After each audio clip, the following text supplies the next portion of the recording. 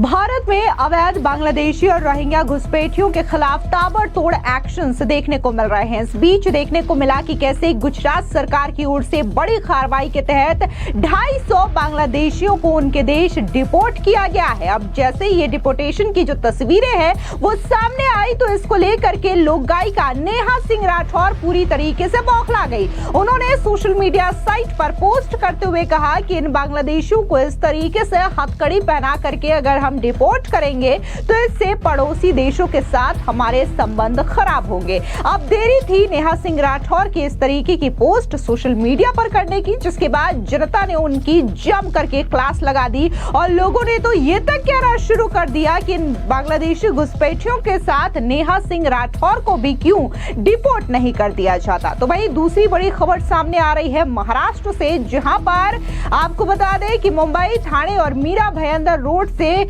मिला करके 160 अवैध बांग्लादेशी घुसपैठियों को वापस डिपोर्ट किया गया है। यानी कि कल जहां गुजरात से खबर सामने आती है 250 बांग्लादेशियों को डिपोर्ट किए जाने की, तो अब महाराष्ट्र से खबर सामने आ रही है जहां पर 160 बांग्लादेशियों को डिपोर्ट किया गया है। आपको बता दें कि पहलगाम में हुए आतंकी हमले के बाद से ही लगातार देश में अवैध घुसपैठियों के खिलाफ कार्रवाई की जा रही है और इसमें सबसे ज्यादा जो तादाद है वो रोहिंग्या और बांग्लादेशी घुसपैठियों की है, जो कि फर्जी वोटर आईडी बनवा करके, फर्जी आधार कार्ड बनवा करके देश के अलग अलग हिस्से में छुप करके बैठे हुए हैं। और अब इनके वेरिफिकेशन को लेकर के ड्राइव चलाई जा रही है, जिसके तहत पुलिस इनकी शिनाख्त कर रही है। और जैसे ही ये मालूम पड़ रहा है कि अवैध बांग्लादेशी घुसपैठिए हैं, उनके बाद पुलिस इन्हें तत्काल डिपोर्ट भी कर रही है। आपको बता दें कि पिछले दिनों जब पहलगाम में आतंकी हमला हुआ था तो बकायदा गृह मंत्री अमित शाह ने हर स्टेट को ये ऑर्डर जारी किया था कि जितने भी नागरिक हैं जिन्हें लगता है कि वो घुसपैठिए हैं या फिर अवैध रूप से भारत में रह रहे हैं, उन्हें चिन्हित किया जाए और उन्हें वापस डिपोर्ट किया जाए, क्योंकि ये राष्ट्रीय सुरक्षा के लिए खतरा है। ऐसे में सबसे ज्यादा संख्या में जो बांग्लादेशी घुसपैठिए हैं वो गुजरात से बरामद किए गए।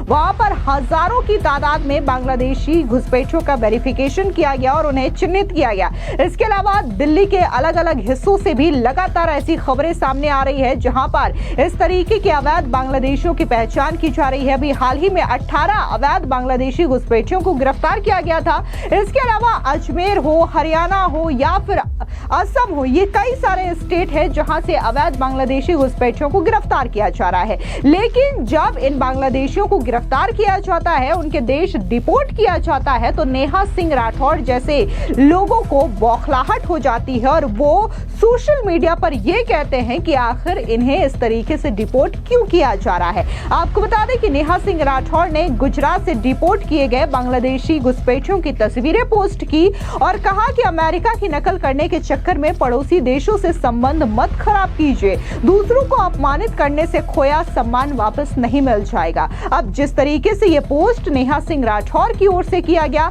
सोशल मीडिया पर आम जनता ने नेहा सिंह राठौर की जम करके क्लास लगा दी।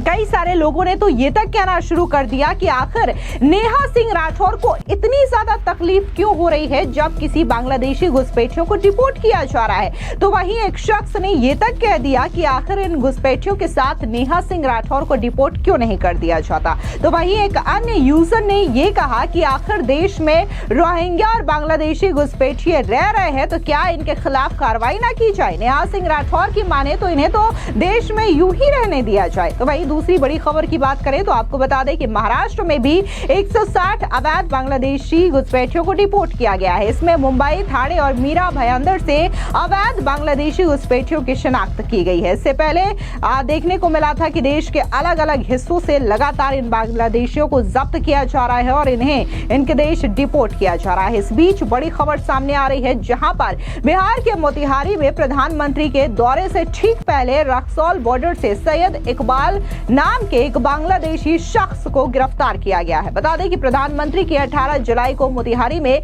यात्रा प्रस्तावित है, जिसकी समीक्षा आज बिहार के डिप्टी सीएम सम्राट चौधरी मोतिहारी में कर रहे हैं। इसके पहले भारत नेपाल सीमा के रक्सौल बॉर्डर से रास्ते भारत में घुसपैठ करने के दौरान एक बांग्लादेशी घुसपैठियों को सुरक्षा एजेंसी ने गिरफ्तार किया है। आपको बता दें कि बांग्लादेशी घुसपैठी सैयद इकबाल पहले नेपाल आया था, फिर कुछ दिन नेपाल में रहने के बाद रक्सौल बॉर्डर के रास्ते भारत में घुसपैठ करने की कोशिश कर रहा था, लेकिन इस दौरान सीमा पर तैनात एसएसबी के जवानों ने बांग्लादेशी घुसपैठियों को दबोच लिया। अब सैयद इकबाल से पूछताछ की जा रही है। ऑपरेशन सिंदूर के बाद से रक्सौल बॉर्डर पर सुरक्षा एजेंसियां अलर्ट मोड पर है। बॉर्डर पर सख्ती की वजह से 1.5 महीने में लगभग 1 दर्जन से भी ज्यादा विदेशी घुसपैठियों को यहां पर अवैध तरीके से घुसपैठ करते हुए गिरफ्तार किया गया है। खुफिया सूत्रों से मिली जानकारी के मुताबिक जमात के नाम पर 7 संदिग्ध नागरिक, जिनमें पाकिस्तान और बांग्लादेश के लोग शामिल हैं, वे नेपाल के 12 जिले के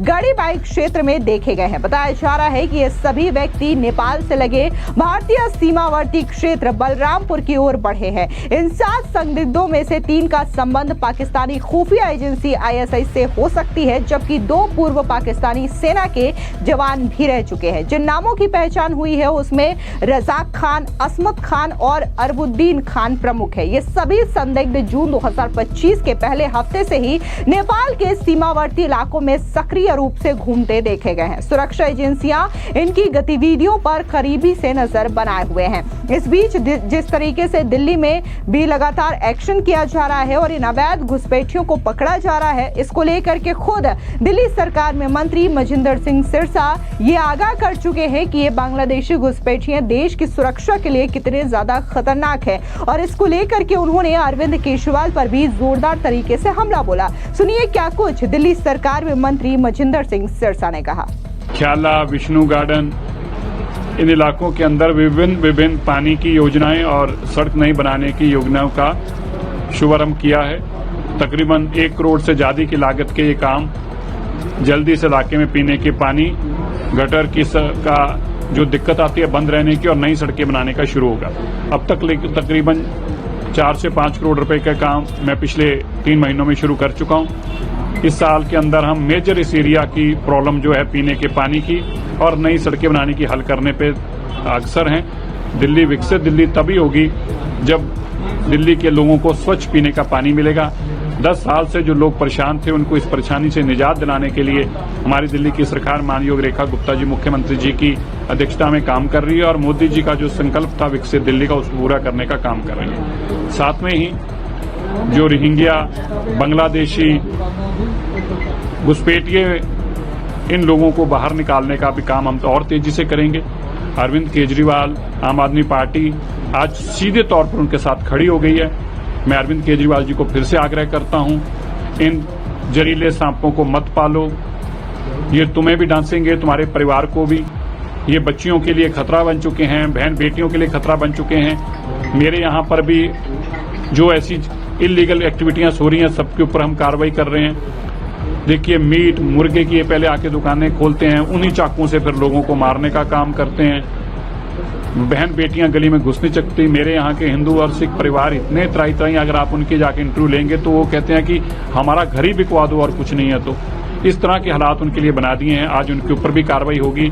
जो इस तरह की लीगल एक्टिविटीज कर रहे हैं उनके ऊपर सीलिंग की कार्रवाई भी होगी, उनकी बिल्डिंगें भी सील की जाएंगी, उनकी झुग्गियों को भी हटाया जाएगा, उनके जो व्यवसायिक कारोबार है उनको भी यहाँ से हटाया जाएगा।